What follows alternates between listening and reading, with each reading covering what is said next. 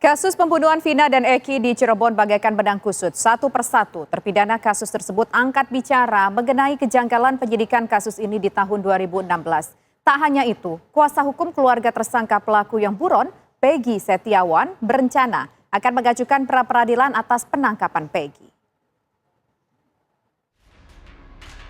Terpidana kasus pembunuhan Vina satu persatu angkat suara soal kejanggalan penyidikan di tahun 2016 silam. Setelah Saka Tatal dan Sudirman, dua terpidana yang angkat bicara terkait kejanggalan dalam penyidikan 2016 silam, Rivaldi Aditya Wardana alias Ucil juga bersuara. Melalui kuasa hukumnya, Rivaldi mengaku dipaksa terlibat sebagai salah satu pelaku walau tidak mengenal pelaku lainnya. Kuasa hukum juga mengatakan menemukan kejanggalan-kejanggalan lain seperti proses BAP yang disebut jauh dari prosedur hukum. Itu disebutkanlah namanya Rivaldi menjadi Andika. Di situ tidak pernah muncul namanya Rivaldi. Selalu Andika. Sampai BAP selesai. Ya. Nah, pada saat udah itu, dakwaan pun menjadi namanya Rivaldi Aditya Wardana alias Andika. Sudah, Mas. Sudah semua kami lakukan sebagai tim pengacara. Kami melakukan sampai kita membawa akte kelahirannya Rivaldi, ya kan? Bahwa Rivaldi itu nama ini dan sampai kita pun membawa teman-temannya. Biasanya kan ada nama Rivaldi tapi di teman-teman namanya berbeda, tapi nama Rivaldi itu di teman-temannya itu hanya terkenal menjadi nama Ucil karena badannya kecil. Nah, jadi makanya Rivaldi alias Ucil. Bukan Andika. Sebelum dia dipindahkan ke Polda, kami mendapatkan kabar dari Polsek sama dari media gitu ya, ada gambar ini. Ya. Pada saat gambar ini beredar, kami tahu yang kedua ini ada Rivaldi. Akhirnya kami mencoba lagi menghubungi Polres, ternyata kata Polres sudah dipindahkan ke Polda. Jadi pada saat BAP sama sekali pihak kami ini, pengacara ini tidak sama sekali mendampingi Rivaldi. Kejanggalan juga diutarakan keluarga Peggy Setiawan, salah satu buron kasus pembunuhan Vina dan Eki yang dinyatakan polisi telah ditangkap Selasa kemarin. Pihak keluarga Peggy Setiawan menilai polisi salah tangkap. Pasalnya, Peggy Setiawan di waktu kejadian pembunuhan Vina dan Eki pada 27 Agustus 2016 silam, Peggy berada di Bandung, bekerja sebagai buruh bangunan bersama ayahnya. Selain itu, menurut keluarga, dalam rilis kepolisian mengenai ketiga buronan yang masuk ke dalam DPO, ciri-ciri Peggy Setiawan tidak sesuai. Lokasi tempat tinggalnya pun berbeda dengan yang disebutkan. Atas hal tersebut, kuasa hukum keluarga Peggy Setiawan akan mengajukan pra-peradilan terhadap penangkapan Peggy Setiawan. Tim hukum dari Peggy Setiawan dan kemarin juga kita baru menyampaikan kuasa sementara karena memang banyak juga advokat-advokat yang mau membantu menyelesaikan kasus Peggy karena mereka pun yakin Peggy tidak bersalah. Mungkin kalau memang proses ini berlanjut kita akan melakukan upaya hukum pra-peradilan karena penangguhan penahanan kemarin kan tidak dikabulkan. Mungkin upaya hukum yang lain ya mungkin pra-peradilan yang akan kita lakukan. Hingga kini pihak kepolisian belum memberikan tanggapan terkait keriuhan yang terjadi akibat pengungkapan kasus pembunuhan Vina dan Eki ini. Rencananya dalam waktu dekat kepolisian baru akan melakukan rilis terkait kasus ini. Tim TV One mengabarkan. Pemirsa, kasus yang telah berlalu selama 8 tahun ini pun kembali menyita perhatian publik. Kami akan membahasnya dengan pengacara Rivaldi yang merupakan salah satu terpidana kasus pembunuhan Vina dan Eki, Cindy Sembiring, pengacara keluarga Vina, Putri Maya Rumanti, dan Kabareskrim Polri periode 2008-2009, Komjen Pol Purnawirawan Susno Duaji. Selamat sore semua. Kita pertama akan menuju ke pengacara dari Rivaldi, Mbak Cindy Sembiring. Mbak, menurut Anda ini kejanggalan-kejanggalan apa yang sampai saat ini masih diperlihatkan dalam kasus pembunuhan Vina dan Eki ini? Oke, siap. Terima kasih, Pak. Ya. Pak Aditya, terima kasih. Kejanggalannya tuh banyak ya Pak ya.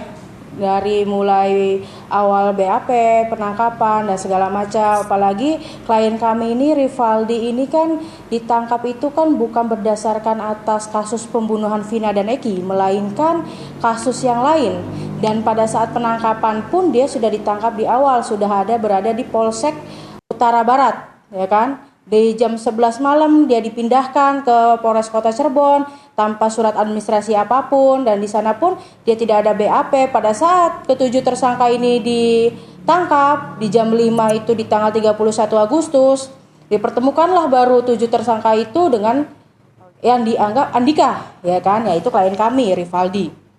Nah, pada saat itu juga ditanyakan, mereka semua tidak saling mengenal. Rivaldi pun klien kami tidak mengenal 7 orang tersebut, dan 7 orang tersebut pun tidak mengenal atas Rivaldi. Mungkin juga penyidik yang memindahkan Rivaldi ke Polres Kota pun tidak mengenal itu Rivaldi kah ataukah itu Andika. Baik, tadi Anda mengatakan bahwa Rivaldi ini ditangkap dalam kasus yang lain. Dalam kasus apa, Mbak, sebelumnya ditangkap? Ya. Sebelumnya ditangkap atas kasus penganiayaan.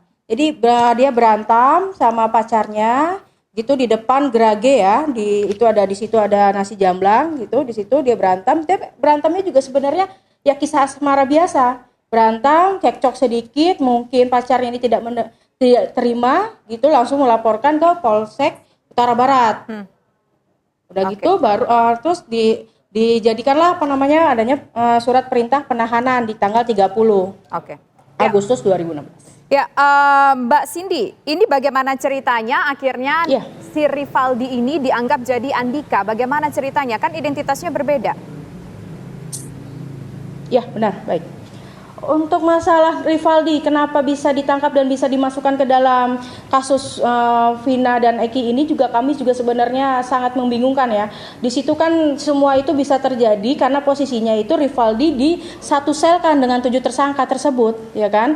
Nah, pada saat disatukan itu muncullah adanya BAP, ya kan, yang sudah dibuat oleh kesaksian dari bapaknya korban, Bapak Eki itu kan, bapaknya almarhum Eki. Melaporkan gitu kan adanya suatu tindakan pengeroyokan dan segala macam. Disitulah muncul namanya Andika. Sebenarnya ada 4 DPO itu kan, Andika, Andika, Andi, Dani, dan Peggy, ya kan gitu. 4 orang ini. Karena dia di dalam BAP itu tertulis kabur. Nah, karena di situ terlihat itu dia dapat kesaksian dari dia dan Aib itu ada 8 orang, maka diambillah Andika itu menjadi Rivaldi itu menjadi Andika. Oke. Nah, di situ pula Rivaldi juga di BAP-nya itu di tanggal 1 September jam 2 siang setelah 7 orang tersebut di BAP. Oke. Ini harus dikelirkan dulu bahwa Rivaldi ditahan oleh aparat berwajib di Cirebon di sana pada pukul 11 malam, di mana peristiwa maaf Mbak. Ya. Jadi gini, ditangkap itu tanggal 30 Agustus, dipindahkannya jam 11 malam di tanggal 30. Dipindahkan dari Polsek Utara Barat ke Polres Kota Cirebon. Nah, Rivaldi ini atau yang kemudian dianggap sebagai Andika ini ikut proses rekonstruksi nggak? Ikut, tapi pada saat itu dia langsung menolak. Karena memang dia tidak ada di situ dan juga bukan bertempat tinggal di daerah situ, Mbak. Baik, Mbak, yang masih janggal gini, Mbak. Kan namanya Rivaldi, terus ketika di BAP jadi Andika, ini kan harusnya sangat kuat. Pengacara bisa membela bahwa secara identitas baik di kartu keluarga, di KTP saja sudah berbeda nih. Ini apakah tidak diperjuangkan waktu itu oleh tim pengacara? Oh, kalau sudah mempertanyakan perjuangan, kami sudah sangat memperjuangkan. Pertama ya, pada saat proses pertama itu kan si Rivaldi ini yang dianggap Andika ini tidak pernah di BAP didampingi kami. Pada saat itu setiap kami datang, pertama kami datang ke Polsek. Dari Polsek dinyatakan sudah dipindahkan ke Polres. Kami datangin lagi Polres kan. Karena kami kami masih ragu nih, kasus apa nih dia dari Polsek kok bisa dipindahkan ke Polres kan gitu. Kami datangin sampai sana di Polres dibilang belum bisa ditengok. Ya kan? Pas itu pada saat sebelum dibawakan ke Polda muncullah foto-foto yang babak belur itu. Kita akan tunjukkan ya. Foto-foto ini kami temukan ini di media sosial. Foto-foto ini kami kaget. Wah, ini kayak anaknya klien kami, ya kan? Pada saat kami datangi Polres lagi, dia bilang sudah dibawa ke Bandung, ke Polda. Kami kejar lagi ke Polda, ya kan? Kami kejar lagi ke Polda, sampai Polda pun tidak bisa ditemui. Sampai akhirnya tanggal 20 September 2016 barulah kami bisa bertemu dengan Rivaldi. Itu pun KTP dengan yang kondisi dipertanyakan? muka masih bengkak ya. Ya, yang dipertanyakan adalah kan soal KTP. Ini kan jauh banget namanya Rivaldi, kemudian jadi Andika. Apakah ketika keluar yang bersangkutan nggak punya KTP untuk meng-cross check datanya kalau dia bukan Andika? Sudah, Mbak. Oh. Sudah, Mbak, sampai kita pun menunjukkan akte kelahirannya. Oke, baik. Akte kelahirannya pun kami sudah tunjukkan di dalam persidangan.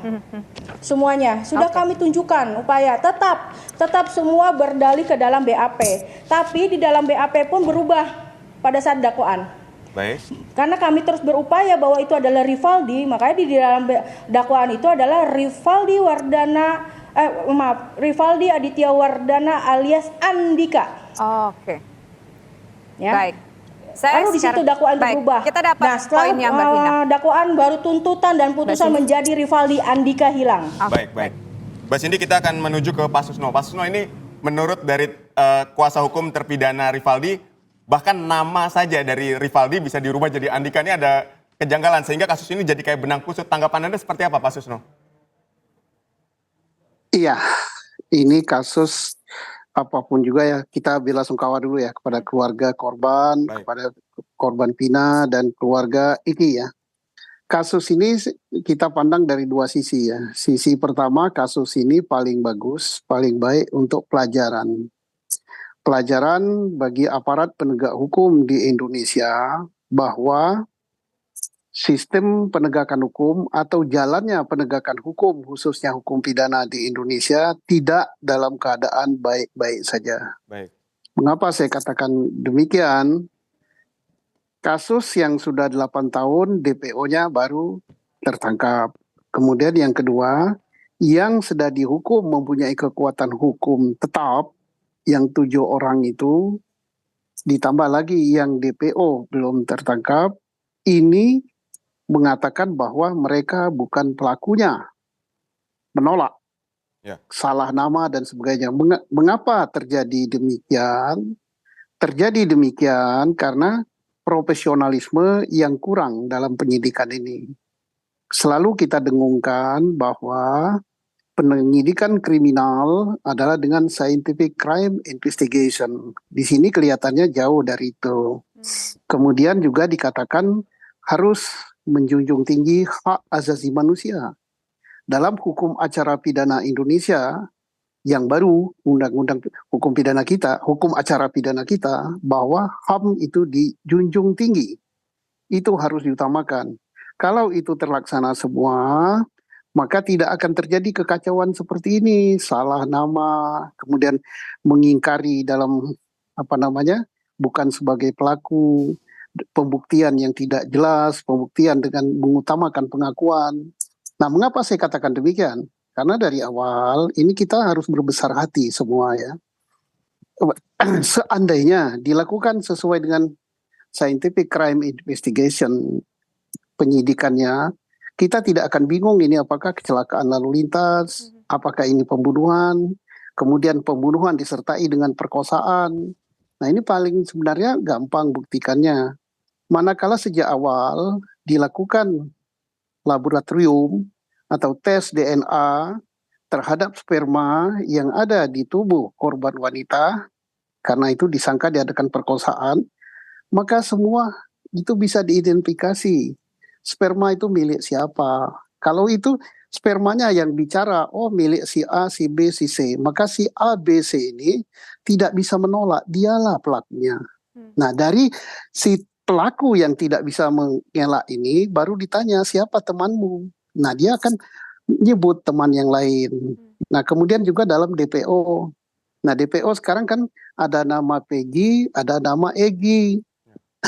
Ini kan menimbulkan kebingungan yang mana yang benar. Tapi apapun juga kita salut kepada Polri. Mengapa salut pada Polri? Begitu hal ini mengemuka ke publik menjadi isu nasional, Kapolri telah memerintahkan untuk diadakan examination terhadap jalannya penyidikan, diaudit.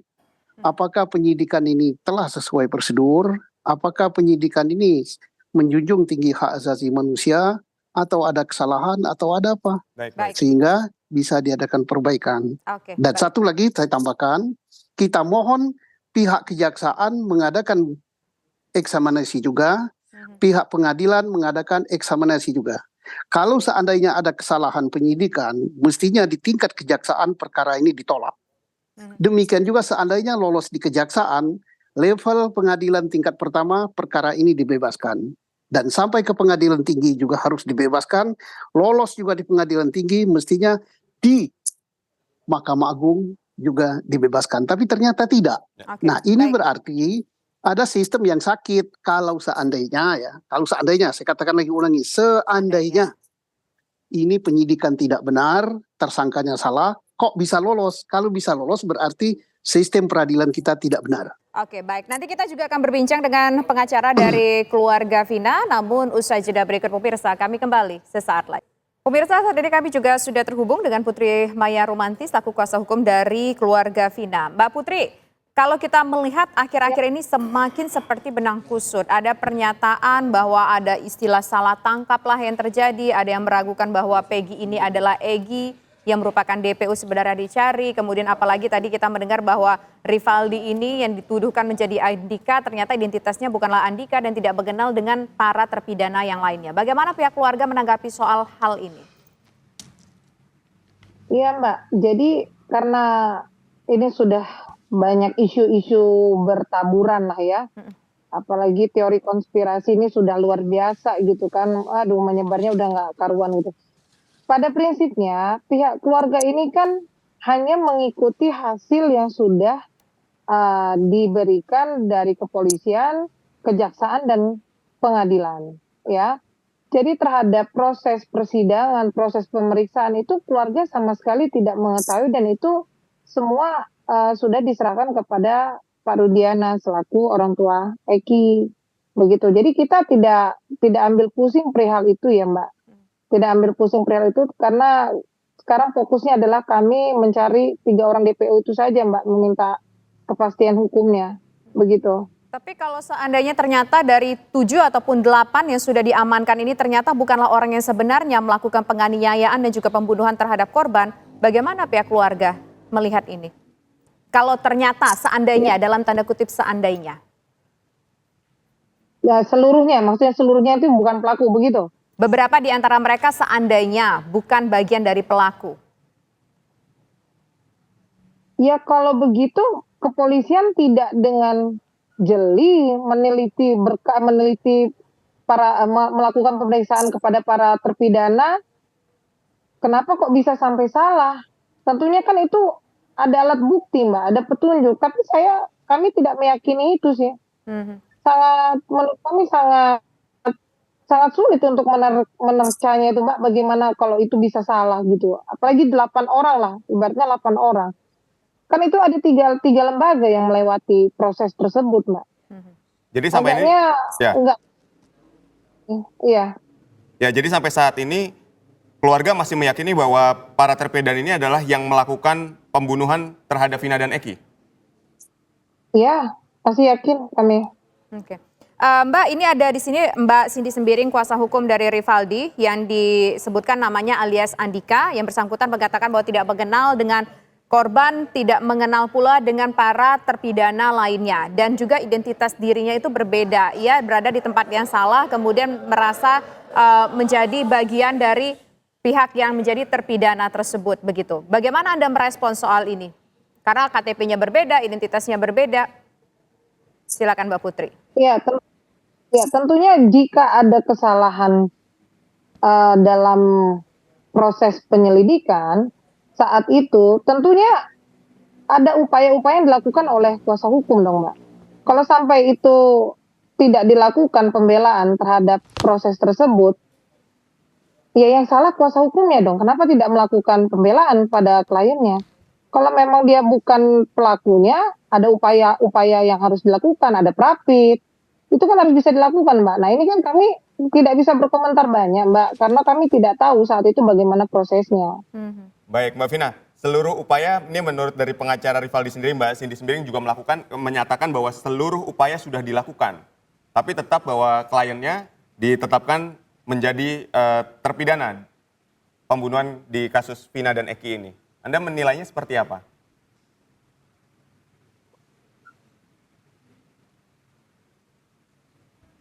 Ya, Mbak Vina. Mbak Putri, silakan. Iya, gimana maksudnya? Ya, jadi gini kan Saya tadi, nggak tahu.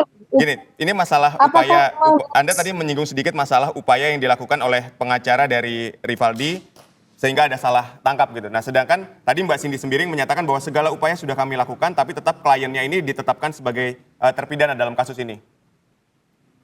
Ya berarti kan ada keyakinan, Mas. Terbukti di dalam fakta hukum. Kan kita tidak bisa berasumsi sendiri kalau 3 lembaga itu saja meyakini. Kan itu upaya hukum. Upaya hukum itu kan berarti kita mencoba membuktikan bahwa apa yang kita duga itu salah, kita coba itu kan di persidangan. Tapi ketika di persidangan itu terbukti menurut majelis hakim melihat, kan yang yakin itu adalah majelis hakim ya. Kalau kepolisian, kejaksaan tidak boleh yakin. Yang punya keyakinan itu hanya majelis hakim, pengadilan. Kalau majelis hakim meyakini perbuatan mereka, ya kita tidak bisa mengatakan itu tidak benar, tidak benar gitu. Jadi saya juga baru bertemu ini dengan Mbak Nadia ya, kuasa hukum siapa, Rivaldi ya? Mbak Cindy. Mbak Cindy, sorry Mbak Cindy ya. Baru saya ketahui kalau kemarin kan kuasa hukum siapa Bu Titin dengan Pak Jody aja. Ya. Kalau Rivaldi baru hari ini saya komunikasi. Baik. Mungkin itu saya juga Mbak Cindy dapat mengomentari Mbak, upaya hukum apa saja yang sudah dilakukan oleh Mbak Cindy untuk memperjuangkan bahwa Rivaldi ini sebetulnya bukan Andika. Anda dapat memberikan tanggapan upaya hukum seperti apa saja yang sudah dilakukan oleh tim kuasa hukum. Silakan, Mbak. Oke, terima kasih, Mas. Pertama, ya kan, dari tanggal 30 saat dia ditangkap pertama kali untuk kasus yang berbeda ya, penganiayaan di Polsek Utara Barat, itu langsung dipindahkan ke Polres. Bukan saya mau mengungkit lagi ya, hanya ingin mempertegas dulu upaya apanya gitu kan. Nah, setelah itu di tanggal 1 September klien kami Rivaldi itu di dalam BAP yang besar ini itu sudah di BAP ya, tidak didampingi sama sekali saat itu, tidak didampingi sama sekali. Baik. Setelah itu kami terus bolak-balik, tidak pernah bertemu dengan tidak boleh dipertemukan dengan Rivaldi, terus dibawa ke Polda. Itu upaya kami sudah banyak banget ya. Baru kami bisa ketemu tanggal 20. Di pikiran kami di tanggal 20 itu akan ada BAP lagi, ternyata tidak ada. Tetap meracu pada tanggal 1 September. Setelah itu muncullah kami tidak melakukan upaya pra-peradilan. Kenapa? Karena Rivaldi itu tidak ada surat penahanan untuk kasus pembunuhan Vina dan Eki. Baik. Ya, dan adanya surat juga datangnya bukan ke rumah Rivaldi, melainkan ke Banjarwangunan karena rumahnya Rivaldi itu di Pamengkang. Ya. Jauh jaraknya. Berbeda ya. Nah, makanya kenapa kau tidak melakukan ini, sudah kami lakukan semuanya. Kami nunggu surat karena kan kalau mau melakukan pra-peradilan kami harus ada surat penahanan dulu. Ya kan? Baik. Penangkapannya sesuai itu tidak. Gimana kami melakukan pra-peradilan? Suratnya aja tidak pernah kami dapat. Ya. Baik. Setelah itu muncullah jadwal persidangan awal. Disitulah baru terus selama persidangan kami terus mencoba bahwa ini adalah namanya Rivaldi bukan Andika. Dan di dalam kesaksian di dalam pengadilan ya, di dalam persidangan itu ketujuh tersangka juga menyatakan dia tidak pernah mengenal maupun Andika maupun Rivaldi. Baik. Oke, baik. Nah, Sampai di dalam pembuktian, pledoi segala macam juga kami selalu menunjukkan bahwa klien kami adalah namanya Rivaldi Aditya Wardana, bukan Andika. Makanya pada saat dakwaan masih ada nama alias ya, Rivaldi Aditya Wardana alias Andika. Baik. Di saat tuntutan berubah lagi menjadi Rivaldi. Terus di dalam putusan baru berubah lagi realnya menjadi Rivaldi. Di situ aja sudah kelihatan. Oke. Kenapa? Kok diubah-ubah gitu? Kalau memang pihak kepolisian maupun kejaksaan meyakinkan bahwa itu adalah Andika, kenapa tidak tetap kukuh bahwa itu adalah Andika? Oke, baik. Nah, Itu sekarang tetap berubah. Nah, kalau memang berarti kan semua bertuju pada BAP awal.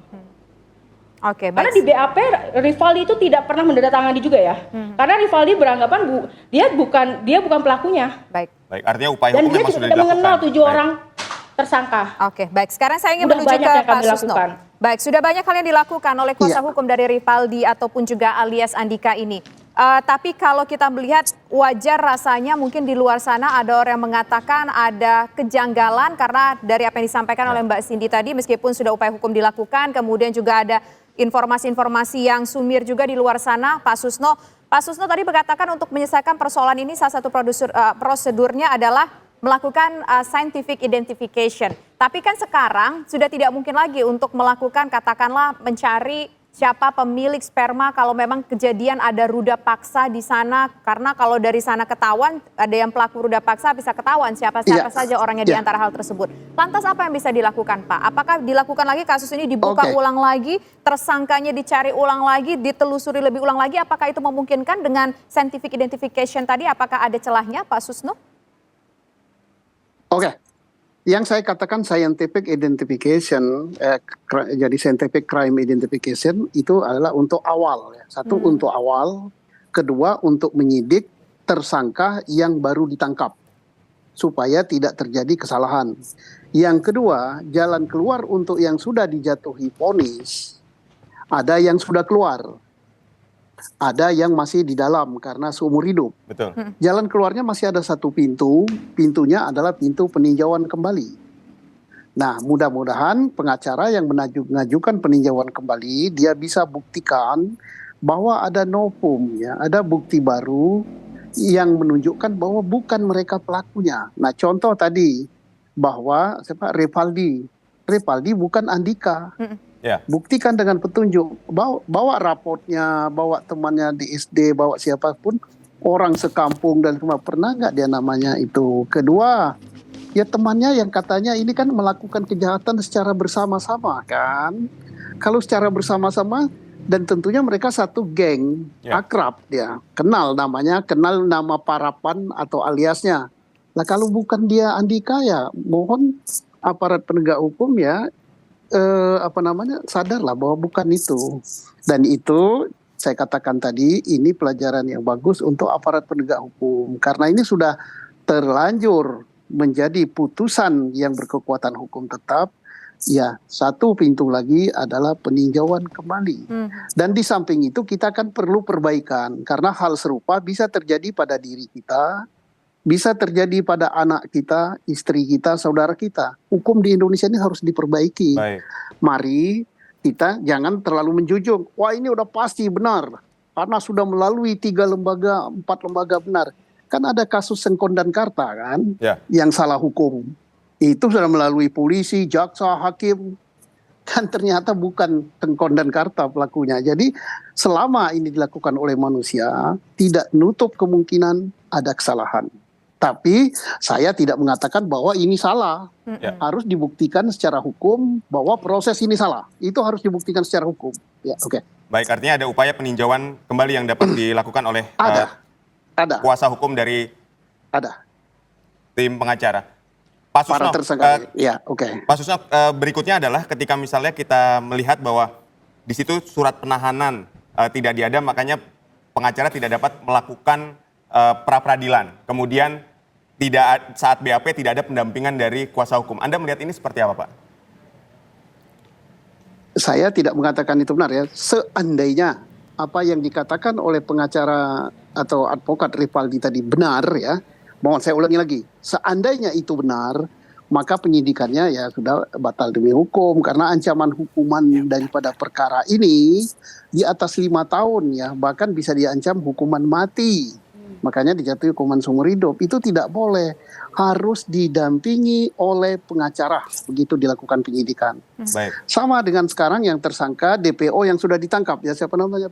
Peggy ya. Peggy. Ya, betul. Peggy. Itu selama diperiksa, apalagi sudah lebih dari 1 kali 24 jam, udah ditetapkan sebagai tersangka, maka pemeriksaannya harus didampingi oleh pengacara, advokat. Jadi kita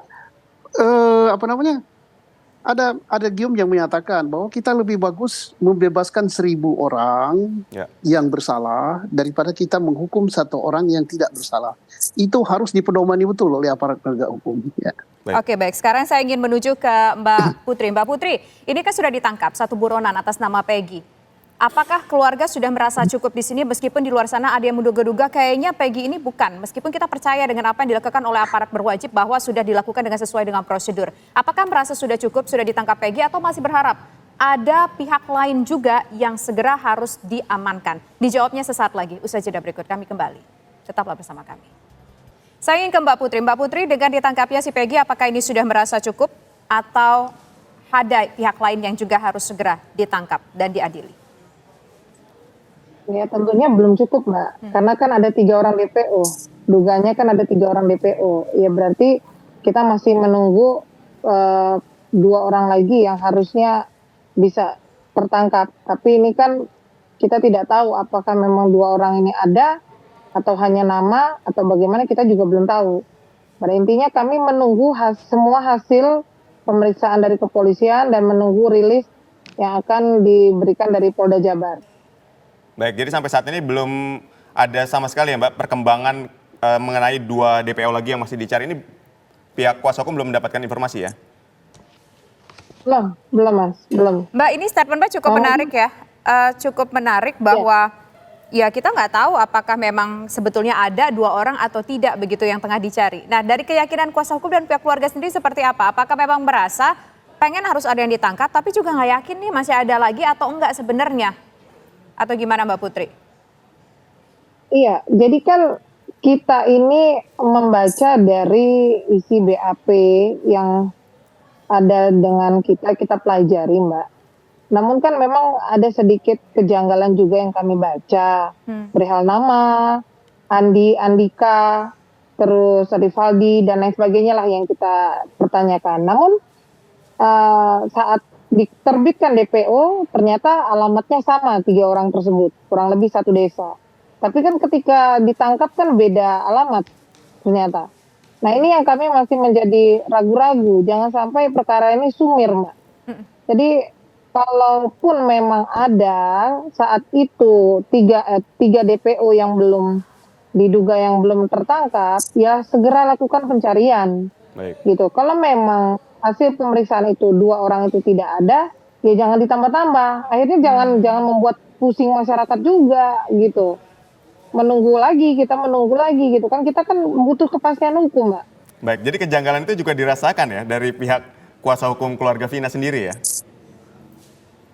Iya, memang ada kejanggalan. Cuma kan kami tidak bisa menyalahkan atau menduga-duga lah ya. Cuman kami karena hanya masih membutuhkan konfirmasi juga dari Polda Jabar, sampai hari ini kami mencoba menghubungi, mencoba komunikasi, tapi belum ada tanggapan begitu. Oke, baik. Sekarang kita menuju ke Mbak Cindy. Mbak Cindy, ini kan sudah divonis, sudah dijatuhi hukuman, tengah menjalani hukuman. Langkah apa kemudian dilakukan oleh kuasa hukum lagi selanjutnya? Langkah banding sudah, kasasi sudah, tinggal 1 lagi, PK. Baik, jadi akan melakukan kita lagi kembali mencari ya, novum baru, tapi bersyukurnya itu karena kami kan dari dulu itu pengen mengajukan PK, tapi saksi utama tidak pernah muncul, ya kan? Aep dan Dede. Nah saat ini Aep sudah muncul, saya berharap sebentar lagi Dede, kan gitu, ya. Jadi dari kesaksian mereka lah bisa membuktikan bahwa klien kami ini tidak bersama dengan ke-7 tersangka tersebut. Keterangan dari Aep apa sih Mbak? Keterangan Aep pun dalam BAP itu Aep menyatakan itu jam 22.30 itu terjadi kejar-kejaran di depan SMP 11. Yang di dalam BAP itu dia melihat itu sekitar 20 meter dari kejadian. Jadi dia itu dari SMP 11 itu dia melihat kejar-kejaran sampai dengan ke arah flyover yang mau ke arah Sumber. Ya. Dari situ, terus dia karena takut dia pergi. Tapi dia menghitung jumlah orang yang mengejar anaknya korban itu, Eki dengan Vina itu berjumlah 8 orang. Bukan di jam 22.30. Baik. Ya. Tetapi ada kejanggalan juga di dalam BAP. Tetapi pengakuan dari bapaknya korban itu dia sudah mendapat telepon jam 22 ya, jam 10 malam bahwa anaknya itu sudah meninggal. Baik. Nah, jadi kan ada kesinkronan nih, ya kan, antara kesaksian bapaknya korban dengan kesaksian Dede dan Aep. Makanya kami berharap Aep dan Dede itu bisa memberikan bukti baru buat klien kami. Baik, tapi seberapa optimistis dari pihak kuasa hukum Rivaldi bahwa di PK nanti dapat terbebas klien Anda? Sangat optimis karena pada saat tanggal kejadian 27 Agustus juga Rivaldi itu sedang berada dengan teman yang lain. Baik. Bukan teman-teman yang di sini karena dia bukan anak-anaknya di sini itu bukan temannya lah istilahnya, bukan teman sepergaulannya. Dan dia tidak pernah main di sini karena rumah dia di Pamengkang. Jauh, kalau di sini kan SMP 11 tuh antara kota dengan ini perbatasan kota dan kabupaten. Baik. Oke, baik. Terakhir Nah, kita ke Pak Susno Duaji. Pak Susno, ini sudah seperti benang kusut. Iya. Nah, untuk mengurai dan meluruskannya lagi, upaya apa yang dapat dilakukan Pak Susno? Silakan. Ini sebenarnya pelajaran yang bagus, saya katakan tadi ya, saya ulangi lagi. Baik. Yang sudah dilakukan untuk mengurai benang kusut ini, kita hormat kepada Mabes Polri yang telah menurunkan tim, memang tidak terbuka ya, untuk mengeksaminasi perkara ini, menyelidiki benang kusut ini, kenapa sampai terjadi demikian. Di mana kesalahannya? Apakah kesalahan ini sejak awal di Polres, apakah di Polda? Kalau memang kesalahan ini terjadi di dua level itu ya, memprihatinkan kita juga ini ya. Level Polres, Polresnya Polres Kota, dipimpin oleh Kapolres yang juga terpilih. Kemudian di Polda, Polda di Jawa Barat ya, saya yakin bahwa Dirreskrimumnya juga pilihan, Kapoldanya juga pilihan. Oke. Dan ini sedang dilakukan ini. Itu untuk perbaikan. Nah, langkah hukum tetap harus dilakukan oleh para terpidana dan termasuk DPO. Kalau bukan nama dia, ya segera diajukan langkah-langkah hukum tadi PK. Kalau yang sedang ditangkap ya ngajukan langkah hukum berupa pra peradilan. Jadi kita harusin aja ya, kenapa hak asasi manusia orang dihukum, apalagi hukumannya seumur hidup ya. Seandainya terjadi pada kita itu sungguh sangat menyedihkan. Mudah-mudahan kebenaran terbuka dengan niat baik dari Markas Besar Polri untuk mengadakan penyelidikan terhadap jalannya perkara ini ya. Jadi Mabes Polri sekarang sedang melakukan dua. Satu, penyelidikan dan penyidikan untuk tersangka yang belum tertangkap dan yang baru tertangkap. Kedua, untuk untuk terdakwa yang sudah dihukum, untuk jalannya penyelidikan, Mabes Polri mengadakan eksaminasi atau penyidikan jalannya pemeriksaan perkara ini sudah benar apa enggak. Oke. Baik, terima kasih Pak Susno Duaji, terima kasih Mbak Putri, dan juga terima kasih Mbak Cindy atas waktunya di Kabar Petang. Selamat sore semuanya.